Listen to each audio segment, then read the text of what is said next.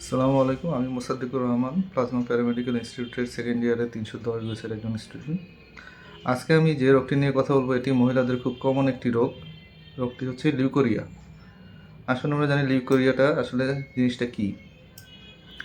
Leucorrhoea হলো নারীদের যোনি থেকে অতিরিক্ত সাদা বা হলদে স্রাব হওয়া। এটি কখনো স্বাভাবিক শারীরবৃত্তীয় কারণে হয়, আবার কখনো এটা রোগজনিত কারণেও হতে পারে। কী কী কারণে এটা হতে পারে? প্রথম হচ্ছে শারীরবৃত্তীয় কারণ। সেটা হচ্ছে হরমোনের পরিবর্তন, কৈশোরে বা মাসিকের আগে পরে, গর্ভাবস্থায় এ সময় এটা হতে পারে। 2, যৌন উত্তেজনা। 3, জরায়ু ও যোনির স্বাভাবিক নিঃসরণের কারণে এটা হতে পারে।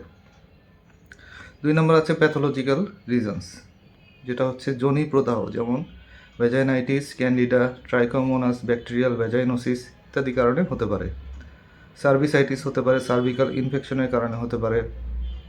পেলভিক ইনফ্ল্যামেটরি ডিজিজের কারণে হতে পারে, খারাপ স্বাস্থ্যবিধির কারণে হতে পারে, ডায়াবেটিস বা রোগ প্রতিরোধ ক্ষমতা কমে যাওয়ার কারণে হতে পারে। এবার আসুন জানি এর লক্ষণগুলো কী কী। প্রথমত হচ্ছে সাদা, হলুদ বা সবুজাভ স্রাব দেখা যাবে। 2, দুর্গন্ধ থাকতে পারে। 3, চুলকানি, জ্বালা বা ব্যথা হবে। প্রস্রাবের সময় জ্বালা হবে। কোমর বা তলপেটে ব্যথা হবে।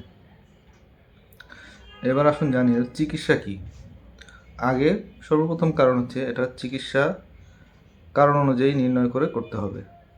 যেমন সাধারণ ও হাইজিন মেনটেন, তারপরে হচ্ছে প্রতিদিন অন্তর্বাস পরিবর্তন করা, কটন বা ঢিলা অন্তর্বাস ব্যবহার করা, সাবান ডিটারজেন্ট দিয়ে বারবার যোনি পরিষ্কার না করা, এতে পিএইচ ইমব্যালেন্স তৈরি হয়। গরম পানিতে হালকা পরিষ্কার রাখা।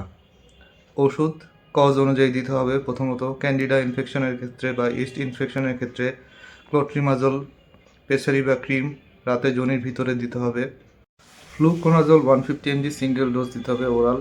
ট্রাইকোমোনাস ইনফেকশনের ক্ষেত্রে মেট্রোনিডাজল 2 গ্রাম সিঙ্গেল ডোজ অথবা 400 mg 2 বার 7 দিন দিতে হবে।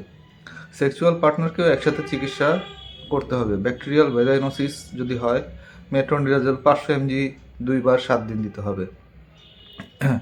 যদি পিআইডি সাসপিশন হয় তাহলে antibiotic doxycycline plus metronidazole plus ceftriaxone দিতে হবে। 3 নম্বর সাপ্লিমেন্ট বা টনিক জেনারেল উইকনেস থাকলে দিতে হবে, যেমন আয়রন, ফলিক অ্যাসিড, মাল্টিভিটামিন ইত্যাদি। ব্যালেন্স ডায়েট মেনটেন করতে হবে।